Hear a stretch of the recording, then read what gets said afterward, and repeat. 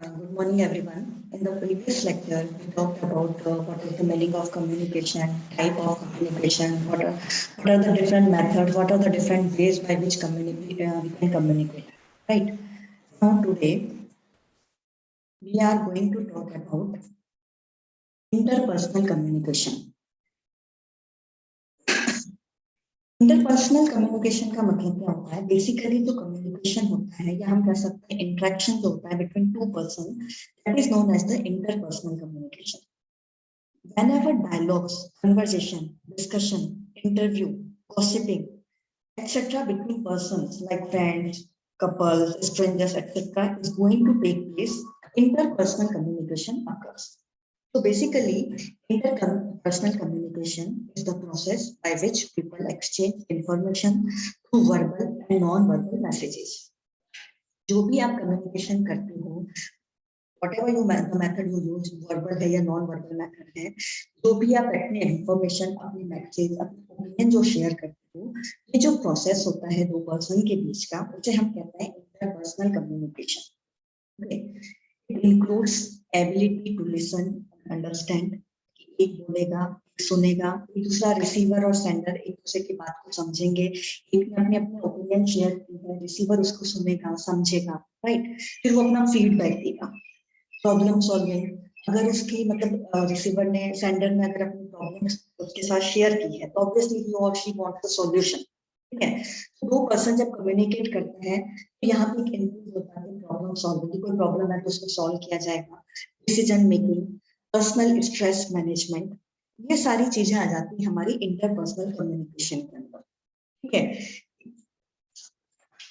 What are the importance of interpersonal communication? दो person के बीच पे जो कम्युनिकेशन हो रहा है कोई भी मेथड के थ्रू, उसकी इंपॉर्टेंस क्या है? हमने कहा वो प्रॉब्लम सॉल्विंग इन्वॉल्व करता है, स्ट्रेस मैनेजमेंट इन्वॉल्व करता है. तो it is this effective communication is very helpful in workplace where we need to interact with different types of people. हमारी जो वर्क प्लेस होती है, ऑफिस होती है, कहीं पर भी हम जाते हैं, हमें अलग अलग लोगों के साथ कम्युनिकेट, इंटरेक्शन होता है हमारा. ठीक है. तो वहां पे हमें हम क्या कहते हैं, हमारे अंदर एक कम्युनिकेशन स्किल होनी चाहिए. हमारा जो कम्युनिकेशन लेवल होना चाहिए वो इफेक्टिव होना चाहिए, ताकि अगर आप कम्युनिकेट करते हो तो अगले को, जिसको आप कम्युनिकेशन कर रहे हो जिसके थ्रू, उसको आपकी बात समझ में नहीं आएगी तो ऑब्वियसली आपका जो काम है वो बढ़ जाएगा, टाइम बढ़ जाएगा, उसको आपको समझाने में टाइम लग जाएगा. तो आपको आपकी पहली ट्राई क्या होनी चाहिए कि जो हम हमारा मैसेज जो कन्वे करना चाहते हैं, it should be effective. We should communicate in effective way. It is important in maintaining good relationship with family and friends. Obviously, अगर आपका कम्युनिकेशन में जो स्किल है वो स्ट्रॉन्ग होगी तो आपके रिलेशनशिप जो है, भले वो ऑफिस पर, फैमिली और फ्रेंड्स के साथ तो हम बात करती हैं, अदरवाइज आपका जो वर्क प्लेस है वहां पर भी आपके रिलेशनशिप जो है वो मेंटेन होते हैं. This interpersonal communication is also known as life skills. क्यों लाइफ स्किल्स कहा जा रहा है?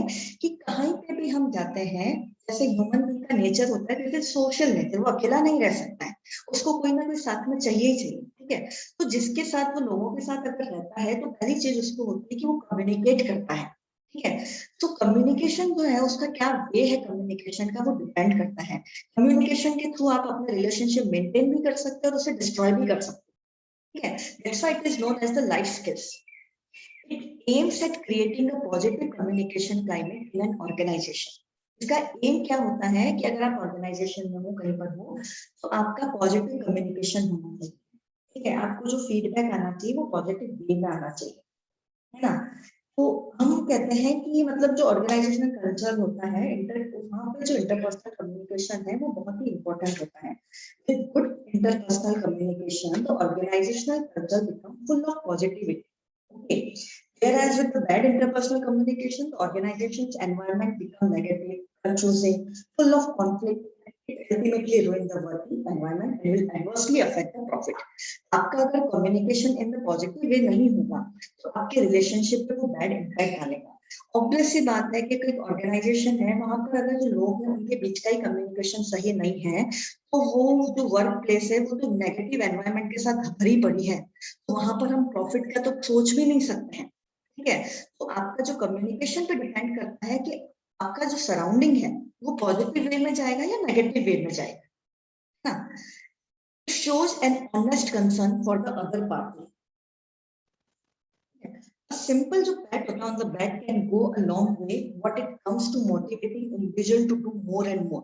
सिंपल पैट के थ्रू जो है, जैसे हमने बात करी थी सेंस ऑफ टच, उसके थ्रू भी जो हमारा कम्युनिकेशन होता है, ठीक है, वो मतलब किसी को काम करने के लिए मोटिवेट भी कर सकता है, ठीक है। It shows an honest concern for the other party. Next आता है हमारा इंटर कल्चरल कम्युनिकेशन। अब जैसे नाम से पता चल रहा है, इंटर का मतलब क्या होता है, इंटर मतलब होता है बीच में, है ना। कल्चरल मतलब कल्चर, डिफरेंट कल्चर के लोगों के बीच का जो कम्युनिकेशन होता है उसे हम कहते हैं इंटर कल्चरल कम्युनिकेशन। तो ये स्किल भी बहुत ज्यादा रिक्वायर्ड है कि आप कहीं पे भी जाते हो, जरूरी नहीं है कि आपको सेम कल्चर के लोग मिलें। अगर आप कॉलेज में भी आते हो तो आपके फ्रेंड्स आपके कल्चर के हों, ये जरूरी नहीं है, ठीक है। तो आपको डिफरेंट कल्चर के लोगों के साथ आपको कम्युनिकेट करना आना चाहिए, तब आप अपना मतलब आपको वही चीज नहीं आएगी, आप कम्युनिकेट ही नहीं कर पाओगे तो आप लोगों के बीच में फ्रेंडशिप कैसे होगी, है ना। Intercultural communication is the verbal and non-verbal interaction between people from different cultural backgrounds. Basically, inter is a prefix that means between, and cultural means well from a culture. So, intercultural communication is the communication between cultures. Sometimes this is used to describe a single person trying to interact in a foreign environment, but more often it is a two-way street. The people from both cultures are trying to improve their communication. ठीक है, तो अलग अलग culture के लोग मिलकर के communicate करते हैं, that is known as the intercultural communication. अब इसकी इंपॉर्टेंस क्या है? Effective intercultural communication is a vital skill for anyone working across countries or continents, including those working for multinational companies, either in their home country or abroad.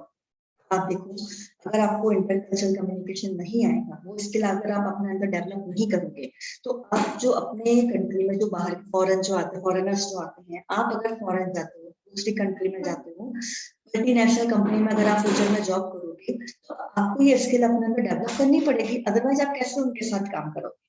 आप अगर communicate नहीं कर पाओगे तो आप सेम वर्क प्लेस पे काम ही नहीं कर सकते हो। तो एक चीज बहुत ही अच्छा फ्रेज दिया गया है यहाँ पर, if you talk to a man in a language he understands, that goes to his head, if you talk to him in his language, that goes to his heart. Nelson Mandela ने बोली है ये चीज।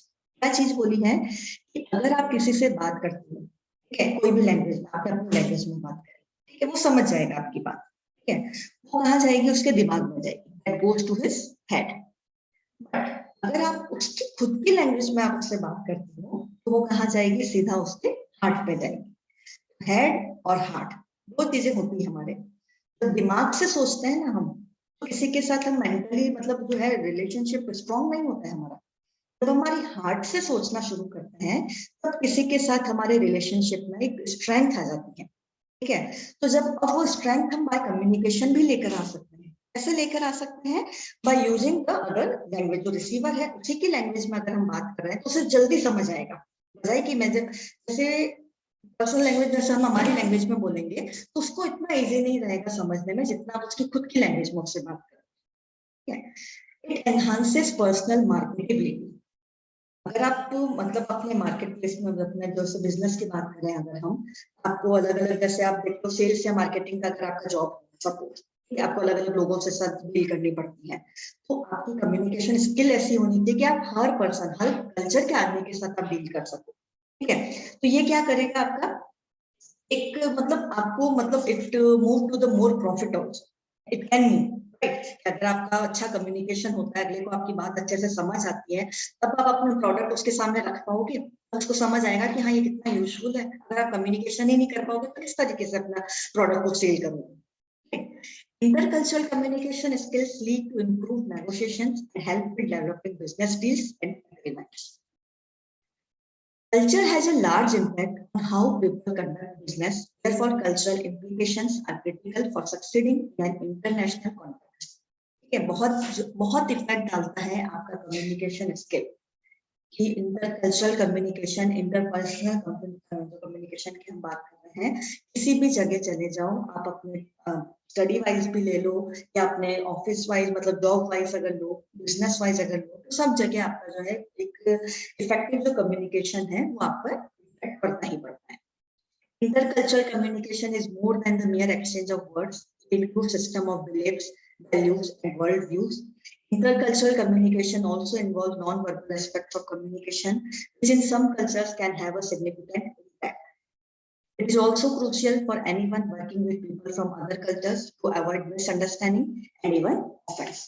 कई बार हमारी अगर बात समझ नहीं आती ना, आप बोलते कुछ और किसी को कुछ और समझ आता है, तो कई बार उसकी वजह से इतने कॉन्फ्लिक्ट बढ़ जाते हैं कि कई बार लोगों के बीच में बातचीत बंद हो जाती है, जिसको हम कहते हैं मिसअंडरस्टैंडिंग या मिसकम्युनिकेशन जिसको हम बोलते हैं, ठीक है। और वो कब होता है, जब आपका कम्युनिकेशन आपका इफेक्टिव नहीं है ना। तो बहुत चीजें हमें देखनी पड़ती है, डिपेंडिंग अपॉन द रिसीवर। आपको अपना कम्युनिकेशन स्किल डेवलप करना पड़ता है कि रिसीवर क्या है, उसकी ओपिनियन क्या है, उसके कल्चर का है, उसकी थॉट क्या है, उसके अकॉर्डिंग हमारा कम्युनिकेशन स्किल हमें इस तरीके से डेवलप करना पड़ता है कि हम जो कन्वे करना चाहते हैं हमारा मैसेज वो रिसीवर को समझ आए।